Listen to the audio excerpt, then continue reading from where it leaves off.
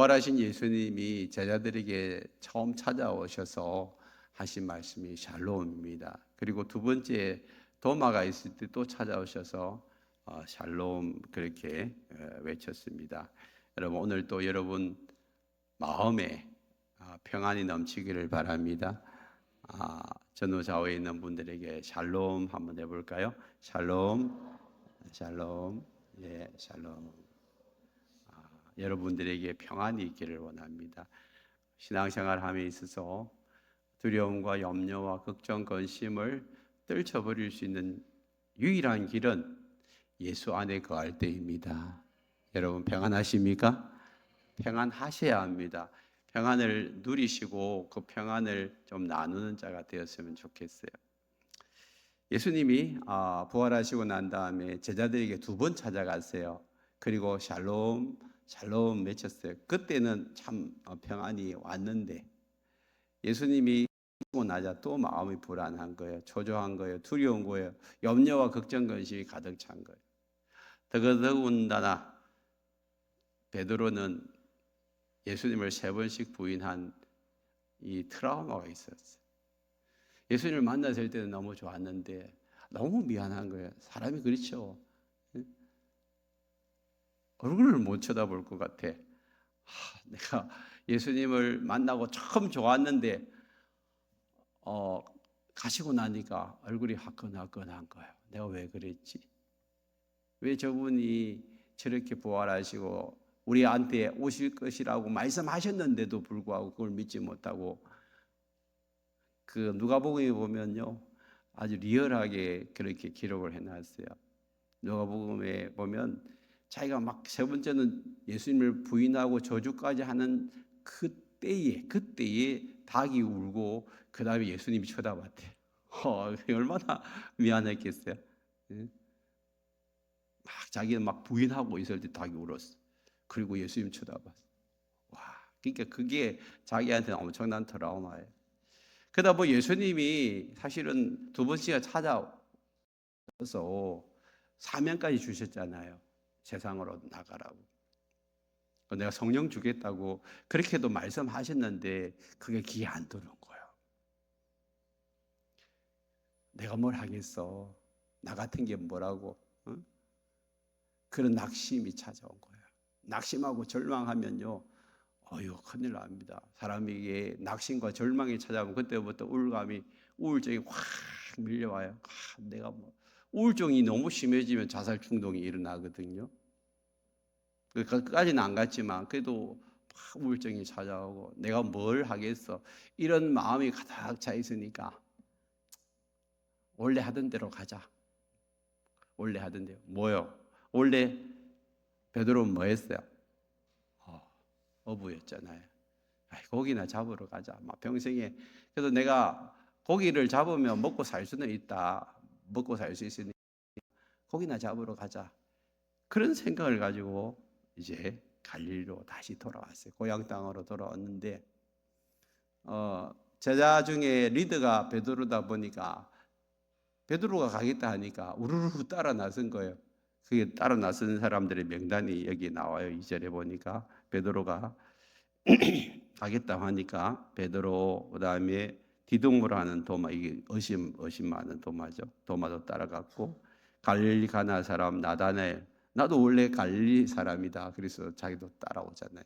예루살렘에서 따라왔고 그다음에 세베대의 아들 둘 그다음에 다른 제자 둘 그러면 총 몇 명이에요? 7명이 우르 베드로를 따라와가지고 그래 우리 예수님이 제자로서 자격이 없다. 그냥 거기나 잡자. 그러면서 이제 갈릴리로 이렇게 내려온 거죠. 3절에 시몬 베드로가 나는 뭐 잡으러 간다? 나 물고기 잡으러 간다. 니네들은 뭐 할 건데? 나 물고기 잡으러 가. 이제 막 예수님이 나에게 주신 사명이고 뭐고 나는 너무 크고 감당할 수 있는 힘도 없고 자격도 안 돼. 내가 뭘 하겠어? 이런 생각에 사로잡힌 거예요. 나는 물고기 잡으러 간다 하니까 그들이 뭐요? 그럼 우리도 같이 하자. 그러면서 다 따라 나선 거예요. 갈릴리 와서 이제 장비도 구입하고 다시 이제 건물도 짓고 그래가지고 이제 한번 멋지게 우리 한번 이제 고기를 잡아보자. 배를 이제 마련해서 그들 7명이 배를 탔어요. 제법 큰 배겠죠. 7명이 탔으니까. 밤에 열심히 이제 노를 지어가지고 베드로가 그래도 잔배를 굵었으니까 어디 가면 물고기 있다는 거 뻔히 알아요. 그래서 거기까지 가서 자 여기에 건물을 내리면 반드시 물고기가 많이 올라온다. 여기에 내리자. 내렸는데 있을까 없을까? 한 마리도 없어. 이상하다. 내가 그 동안에 떠나 있는 동안에 이 뭐 물길이 바뀌었나? 그러면서 이제 다른 데 한번 가보자. 그래서 제2의 자기가 정확하게 또 알고 있는 지점에 가서 여기다 건물을 한번 내려보자. 두 번째 내렸어. 거기도 없어. 이게 괜히 이렇게 화가 올라오잖아요. 이거 봐라. 그러면서 한두 시간이면 금방 물고기를 가득 잡아야 될 이 사람들이 이거 던져도 없고 저거 던져도 없으니까 이 오기가 있으니까 밤새 잡아서 밤새. 그런데 한 마리도 있다 없다? 없는 거예요. 그때의 허탈감은 이루 말할 수가 없죠. 와, 참 내가 예수님을 따라 나섰을 때에 그때는 막 뭔가 이룰 것이라고 그렇게 생각하고 따라 나섰는데 그것도 안 되고 다시 돌아와가지고 물고기나 잡아보자 싶었는데 이거 물고기도 안 되고 이게 뭐 이것도 안 되고 저것도 안 되고 더 그들에게는 허탈감, 절망감, 실망, 시리가 가득 찬 거예요. 뭐야 이거 되는 게 하나도 없네. 이래도 안 되고 저래도 안 되고 이게 소망과 비전과 꿈이 다 사라져 버리는 거예요. 그런 순간에 예수님이 찾아오신 거죠. 오늘 이 자리에 오신 여러분들 중에 혹시라도 절망하고 낙심하고 좌절에 빠져 있는 분 없나요? 난 그토록 열심히 이제 예수님을 따라다니고 뭔가 준비를 했는데 뭐 되는 게 하나도 없어. 그렇게 신앙생활 열심히 하고 믿음 생활 열심히 하고 주일 안 빠지고 헌금 생활도 잘하고 그렇게 했는데 되는 게 없어.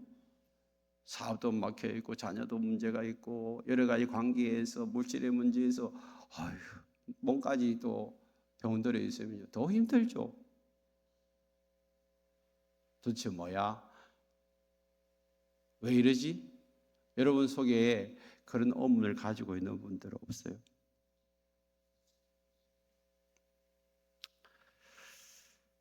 자, 오늘 그런 분들에게 주님이 찾아오십니다. 베드로에게 찾아가신 것처럼 예수님도 여러분들에게 찾아오셔서 베드로를 일으켜 세워 주시는 것처럼 저와 여러분도 일으켜 세워 주실 줄 믿습니다.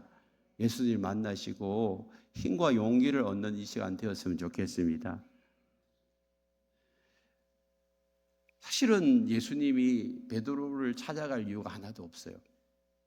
이미 베드로를 찾아갔어요.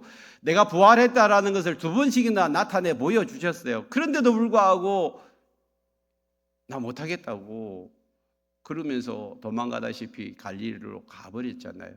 이제 난 예수님하고 상관없이 나는 물고기나 잡으러 가겠다 하고 가버렸어요. 그러면 예수님이 어떤 생각을 할 수 있을까요? 이제는 안 되겠네. 자, 포기해야 되겠네. 보통 우리는 그렇게 생각하잖아요. 아유, 이제 뭐 내가 할 만큼 했으니까 지가 돌아오면 내가 받아주고 안 돌아오면 뭐 끝나지 뭐. 내가 사람을 잘못 본 것 같다. 그런 생각하고 체념하고 포기할 수 있어요. 근데 예수님은 포기라는 게 없어요. 체념이라는 게 없어요.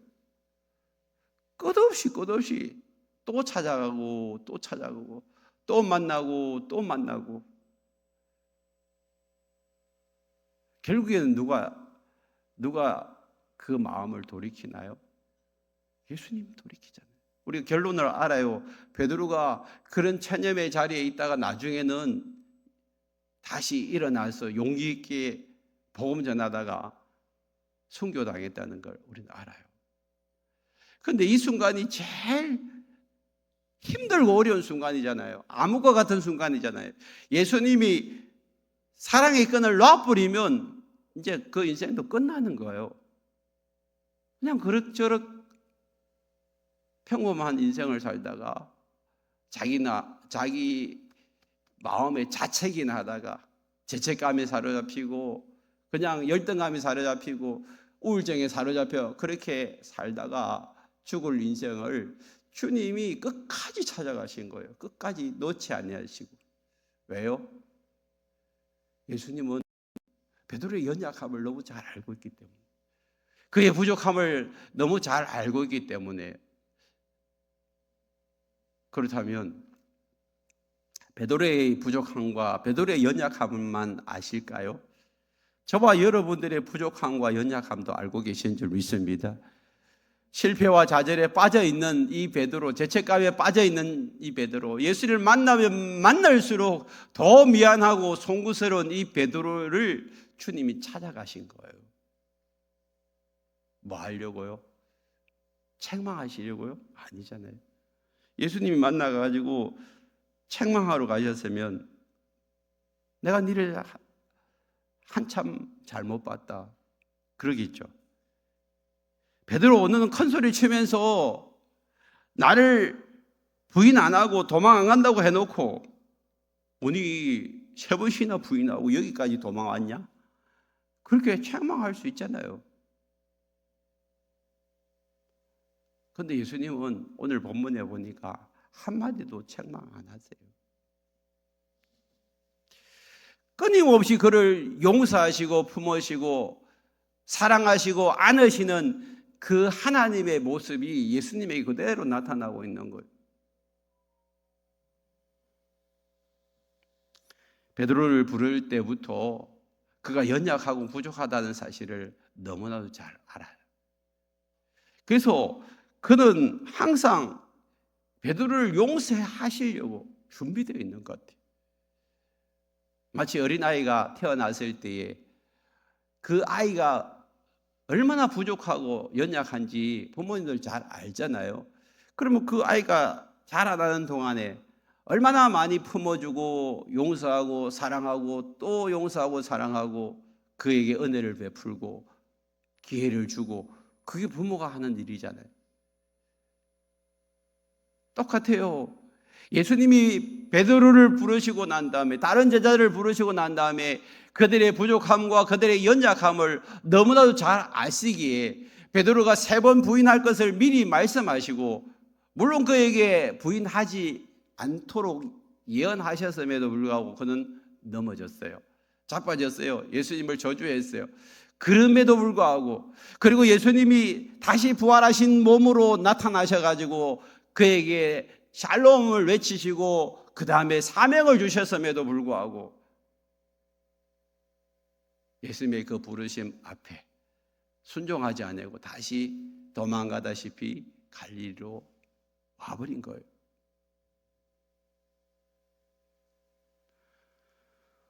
괘씸죄로 걸리면 얼마나 많이 걸겠어요. 예수님이 베드로를 향하여, 제자들을 향하여서 너무 거예요.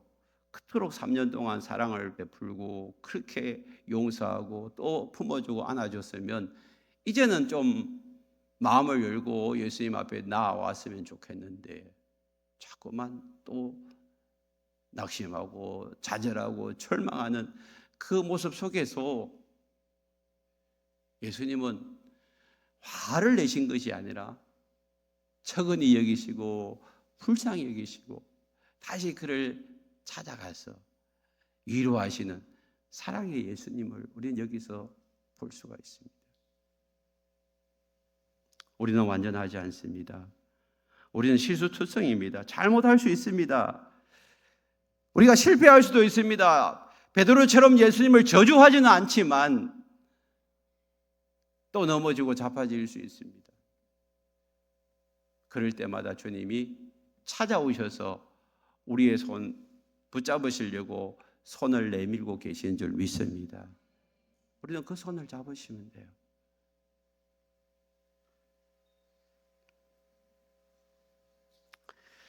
첫 번째로 위로하시는 예수님의 모습은 어떤 모습입니까? 찾아오셔서 예수님이 이렇게 말씀하셨어요. 예수님 4절에 보니까 예수님이 왔는데 예수님인 줄 제자들이 몰랐어요. 왜 몰랐을까? 어떤 분은 저 멀리 있어가지고 새벽에 어렴풋해서 잘 못 봤다 그런 분도 있지만 실제적으로는 영안이 닫혀 있는 거예요.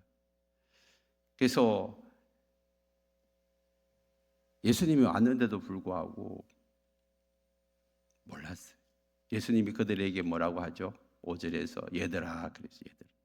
이 얘들아라는 단어는 부모가 자녀들을 부를 때 친근하게 부드럽게 부르는 그런 목소리가 얘들아 그 단어예요. 예수님이 지금 제자들을 향하여서 친밀하게 친절하게 부드럽게 최대한으로 목소리를 낮추고 그렇게 지금 제자들을 부르고 있는 모습을 보게 됩니다. 뭐 하려고요? 밤새 한 마리의 물고기도 잡지 못하고 지쳐있고 쓰러져 있고 허탈해 있는 그 제자들을 위로하시려고 그들의 소원을 주님이 들어주시기 위해서 오신 것입니다. 그냥 예수님이 부르신 것이 아니라 그들이 지금 뭐가 필요한지 그들의 소원이 지금 무엇인지를 알고 계시는 거죠. 밤새 물고기를 잡으려고 수고하고 애쓴 그 사람들의 간절한 소원이 뭘까요? 물고기 한 마리라도 잡았으면 좋겠다. 그것이 그들의 간절한 소원 아니에요? 지금 그들에게 필요한 것은 뭐예요? 물고기를 잡고 싶은 거예요. 그들의 필요를 주님이 정확하게 아시고 이렇게 물어보십니다. 너에게 고기가 있느냐?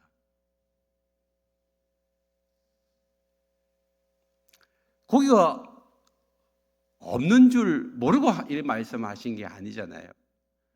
한 마리도 없는 줄 못 잡은 줄 아시고 너에게 고기가 있느냐라고 물어본 거예요. 이 질문 앞에 제대로 할 말이 없는 거죠. 왜요? 자기의 지식과 경험과 자기의 생각과 자기의 판단으로 고기 한 마리라도 잡을 수 있을 것이라고 생각했는데 한 마리도 못 잡는 거예요. 자기의 경험과 지식과 판단을 총동원하고 거기에는 뭐 베드로뿐만 아니라 세베대의 두 아들도 어부였어요. 그들까지 다 동원해. 형님 거기 말고 다른 데 가봅시다. 저기는 있을 거예요. 그래가지고 거기 가봐도 없어. 또 여기 가봐도 없어. 밤새 가봤으니까 얼마나 많이 가봤겠어요. 내 지식을 총동원하고 경험을 총동원해도 안 되는 거예요. 이게 우리 인간의 한계잖아요. 여러분들 지금 고민하고 고통하고 힘들어하는 문제가 여러분 힘으로 될 수 있으면 절대 고민하고 고통하고 힘들어하지 않아요. 여러분들의 힘, 여러분들의 노력, 여러분들의 애씀으로 안 되기 때문에 고민하고 고통하고 있잖아요. 건강하던 몸이 갑자기 뭔가 만져져. 병원에 가보니까 암이라. 덜컹하잖아요. 이거 어떻게 고쳐야 돼? 이거 너무 큰 고통과 고민이 그때부터 찾아오는 거잖아요. 열심히 일하고 애썼음에도 불구하고 갑자기 사업이 망해버렸어. 문을 닫아야 되고 이제는 많은 빚이 나에게 남겨졌어요. 이거 어떻게 갚아야 돼요? 내 힘으로 될 수 없는 거예요. 여러 가지 힘들고 어려운 문제들이 찾아왔을 때에 주님이 우리에게 뭐라고 말씀하세요? 너 무엇 때문에 그렇게 고민하냐? 너에게 무슨 문제가 있냐? 그렇게 물어보지 않겠어요? 지금 제자들에게도 지금 그 질문을 하고 있는 거예요. 너 고기가 없느냐? 고기가 몇 마리 있냐?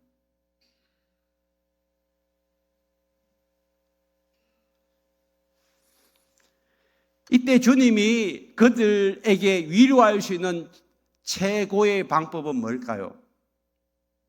그들이 소원하는 것을 풀어주는 거예요. 그들이 소원하는 게 뭐예요? 고기 잡는 거잖아요. 그 주님이 이렇게 말씀하는 거예요.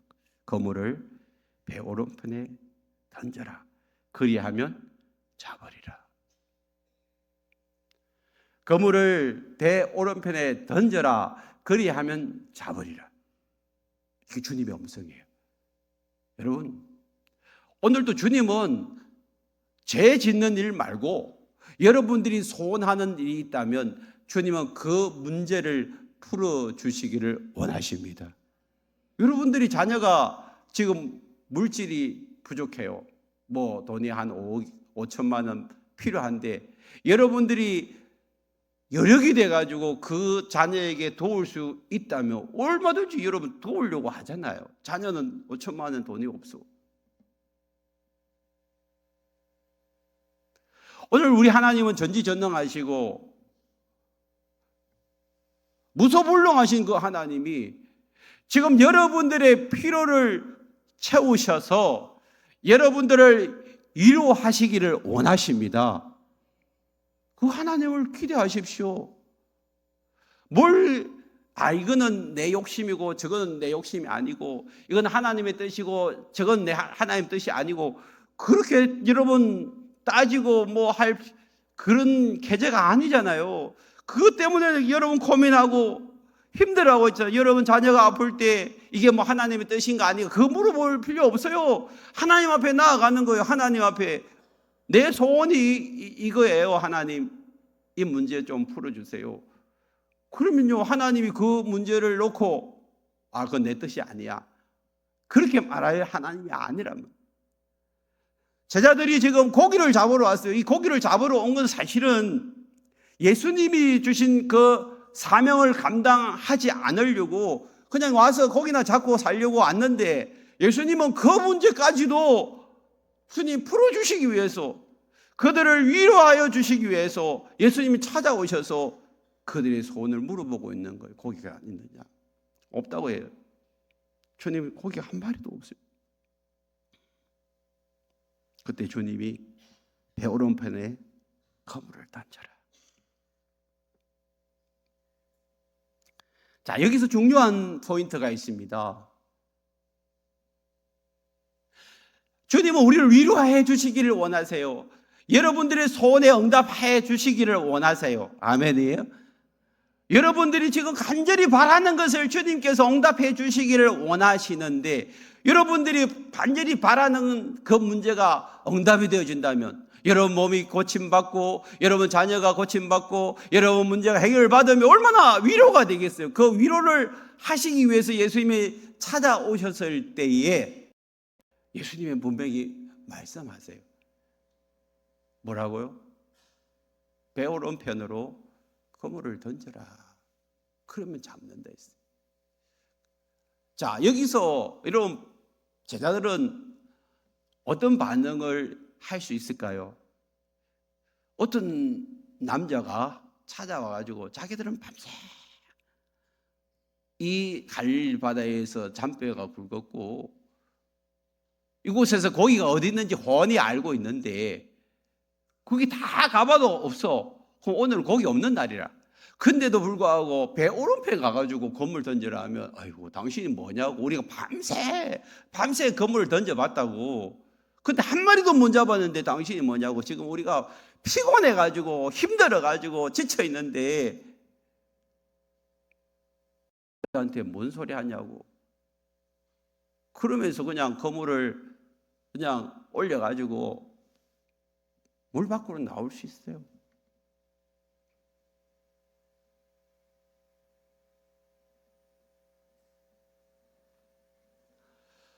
주님이 말씀하셨음에도 불구하고 내 경험, 내 생각, 내 지식이 앞서다 보면 주의 말씀 앞에 순종할 수가 없어요.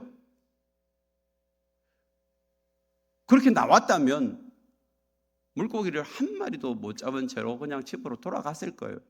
그러면 예수님의 위로를 경험해 보지 못했단 말이에요. 예수님은 그들에게 위로하시려고 찾아오셔서 그들의 소원을 풀어주시기를 원하시는데, 그 풀어주시는 방법은 뭐예요? 주님의 말씀 앞에 순종하라는 거예요. 주의 말씀 앞에 순종하라는 거예요. 지금 여러분들이 고민하고 고통하는 것이 있습니까? 주님이 여러분들에게 뭐라고 말씀하시죠? 내 앞에 나오라고. 그거 나한테 부르짖어 봐라고. 그럼 그 문제를 놓고 여러분들이 얼만큼 기도하고 있어요? 이 병원 저 병원 찾아다니면서 내 병 고칠 의사만 찾았지 정말 하나님 앞에 밤새워 기도해 본 적이 있냔 말이에요. 살아계신 하나님께서 여러분 문제를 풀어주신다고 말씀하시는데, 그 말씀 앞에 얼만큼 순종해 보셨어요? 내 생각과 내 방법, 내 지식만 의지하지 하나님의 방법으로 하나님이 풀어주실 것을 믿고 하나님 행하실 것을 믿고 얼만큼 하나님 앞에 메어 달리고 있습니까? 그 말씀에 순종하고 있습니까?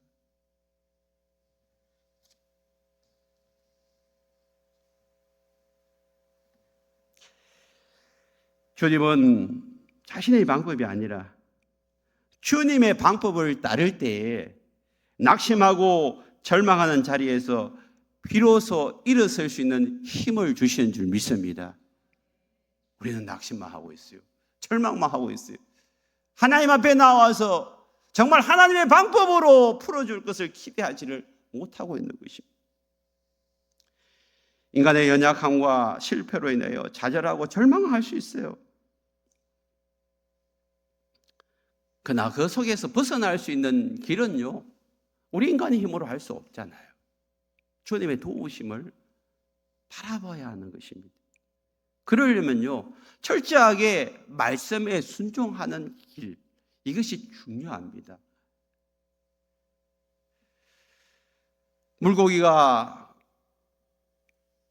없을 때에 없는 것만 쳐다보지 말고 주의 말씀을 바라보고 주의 말씀에 순종해 보세요. 그 결과가 어떻게 됩니까? 이에 던졌더니 물고기가 많아 그물을 들 수 없더라. 만선이 된 거예요. 뒤에 보니까 그 물고기가 153마리. 더 이상 실을 수 없을 만큼 물고기가 잡혀버린 거예요. 이것을 이 그물을 걷어 올리는 순간에 그들 얼마나 마음에 위로가 되겠어요. 저분이 누구지? 다시 그분을 쳐다보겠죠. 그때 사랑하는 제자 요한이 주님이시다, 예수님이시다. 그 말을 듣는 순간에 행동파 누구예요? 베드로는 갑자기 겉옷을 벗고 있다가 자기 옷을 챙겼어요. 그리고 난 다음에 바다로 뛰어들었대요. 거리가 얼마나 됐을까요? 거기 보니까 8절에 보니까 50칸이라 했어요. 50칸은 200규빗인데 미터로 하면 한 90m, 90m.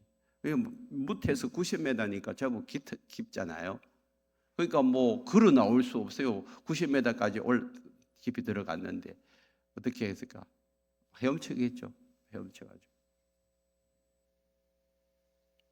예수님에게 빨리 가고 싶어가지고 다른 제자들은 배에 노를 져가지고 이제 이렇게 나왔습니다. 여러분, 낙심하고 절망할 때 말씀에 한번 순종해 보세요. 내 생각 내려놓고 내 경험 내려놓고 내 방법 다 내려놓고 주님 말씀에 순종하며 나아갈 때 놀라운 기적과 회복을 경험하게 될 줄 믿습니다. 그리고 영의 눈이 활짝 열려버리잖아요. 아, 저분이 주님이시네. 저분이 주님. 그리고 난 다음에 예수님이 두 번째 어떻게 위로하십니까? 이제 그들이 무태에 올라왔어요. 그때에 9절에 보니까 육지에 올라오니까 숯불이 있는데 그 위에 생선이 놓였고 떡도 있더라. 번역이 떡이죠. 원래는 빵이에요. 빵. 생선하고 빵이 있는 거예요. 뭐예요? 아침.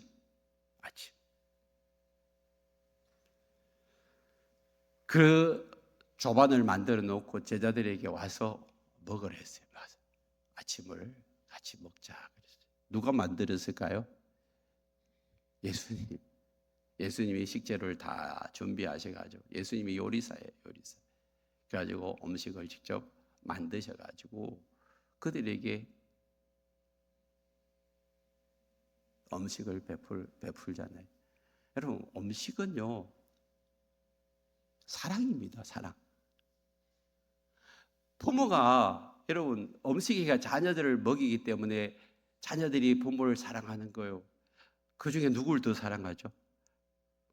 아빠를요.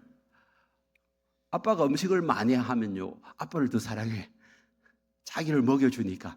대부분 누가 음식을 많이 하죠? 엄마를. 그 자기를 먹여주고 살려주는 사람이 엄마라는 걸 알기 때문에 아이들이 엄마를 더 사랑한다니까. 음식에는요 사랑이 깃들어져 있는 거예요. 그래서 엄마를 사랑하는 거예요. 그런 의미에서 우리는 목장으로 모여서 여러분 함께 식사하는 것이 얼마나 중요한지 여기서도 알 수가 있어요. 여러분, 식사는요 사랑입니다. 사랑. 누군가의 손에 의해서 손수 만들어질 때 그 만들어지는 그 요리를 하는 사람도 사랑을 느끼고 그 요리를 먹는 사람도 사랑을 느끼게 돼 있어요. 단지 그냥 음식이 아니에요. 사랑을 먹고 사랑을 나누는 거예요. 그래서 목장에서 우리가 시작할 때 식사를 하는 이유가 바로 거기 있는 거예요. 사랑을 내가 그들을 섬기면서 느끼게 되고, 그 다음에 우리가 먹으면서 그 사람의 수고를 통하여서 사랑을 느끼게 되는 거예요. 물론 외식도 한두 번 할 수 있어요. 근데 목장 모임이 여러분 가족 그 이상의 가족 모임이기 때문에 외식으로 그냥 목장 모임 하면 안 돼요. 그냥 덮밥 하나라도 좋아요. 안 되면 라면이라도 좋아요. 그냥 덮밥을 여러분 만들 때 하나 맛있게 만들어가지고 뭐 소고기 덮밥이나 카레 덮밥이나 해가지고 그냥 같이 먹는 거예요. 내가 만들었다는 거. 그 자부심도 있고 같이 식사하는 거예요. 그래서 거기서 사랑을 느끼는 거예요. 그게 사랑을 주고 받는 거거든요. 그래서 집집마다 다니면서 같이 반찬 하나라도 좋으니까 너무 덜하게 하지 말고 그렇게 사랑을 한번 나누어 보십시오. 하루 종일 일하다가 지쳐서 집으로 돌아오는 가족을 위해서 따뜻한 밥상을 차려놓는 그게 가족애잖아요. 그 가족애. 그것을 통하여서 사랑을 느끼게 되는 것입니다. 우리 모두가 이 목장을 통하여서 계속해서 사랑을 느낄 수 있었으면 좋겠어요. 예수님이 차려놓은 밥상 앞에 제자들은 할 말이 없는 거예요. 예수님은 그들 앞에 사랑의 만찬을, 사랑의 조식을 만들어 놓고 그 다음에 과거를 묻지 않습니다. 다 알아요.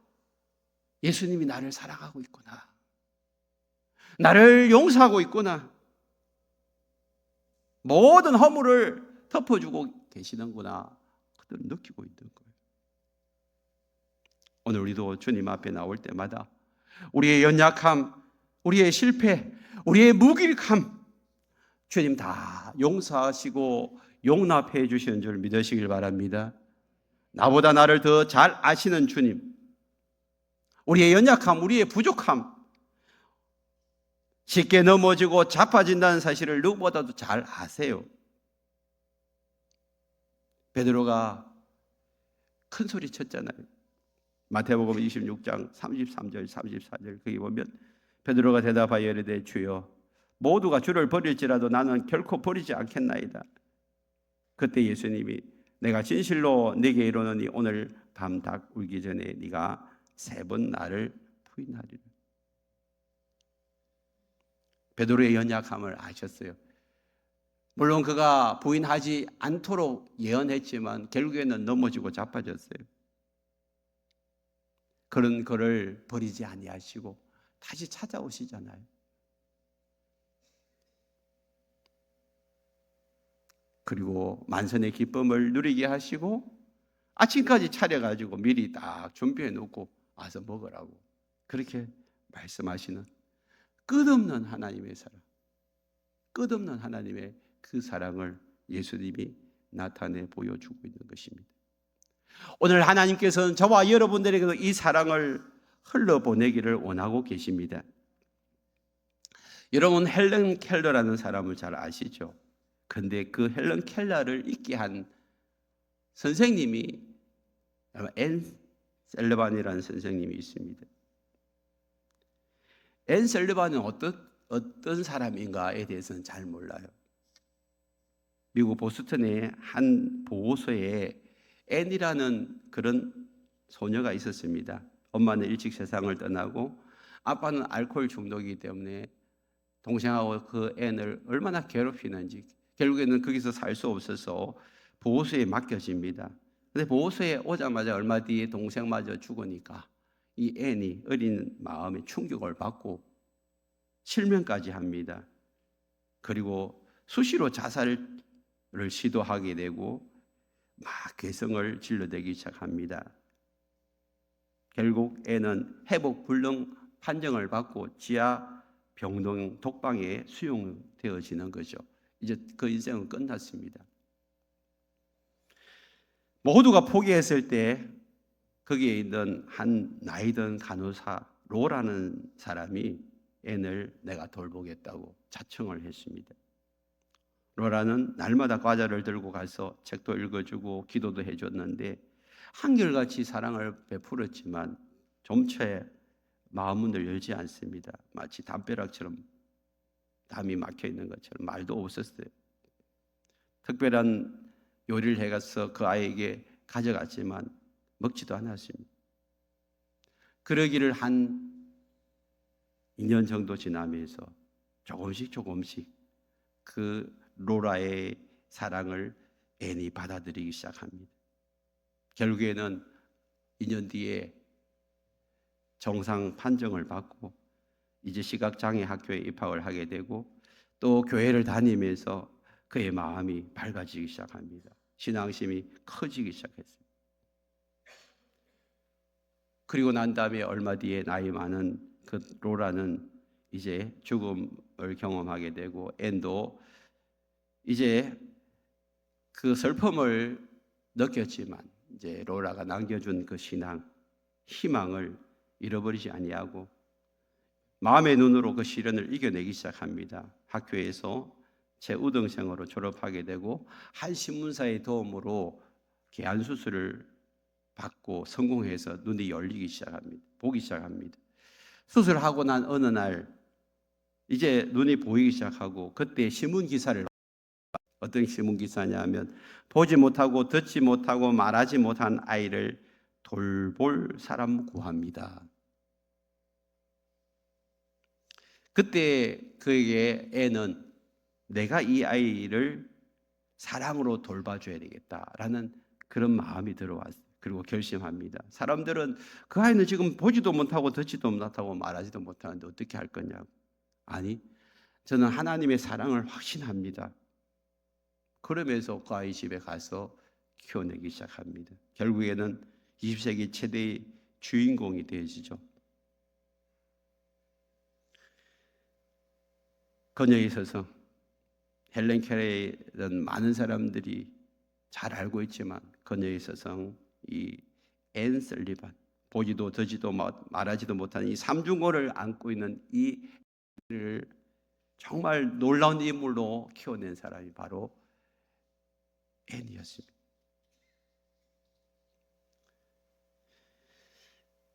예수님도 이렇게 우리를 사랑하기를 원하세요.